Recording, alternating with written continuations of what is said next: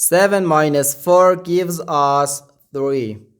And again here we have 7 minus 4. So 3 times 3 is just 9. But this answer is not correct. Because according to the order of operations, first we have to do parentheses, then exponents, then multiplication or division, and finally addition or subtraction. Remember that multiplication and division have equal priority and we have to work from left to right. And the same applies to addition and subtraction.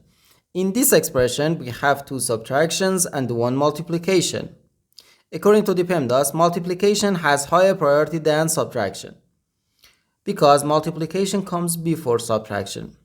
So here, first we have to do this multiplication, then this subtraction, and finally this subtraction. If we do this subtraction or this subtraction before this multiplication, it is wrong.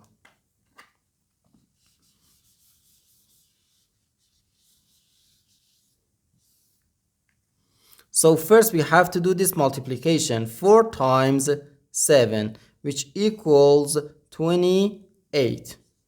So 7 minus 28, then minus 4.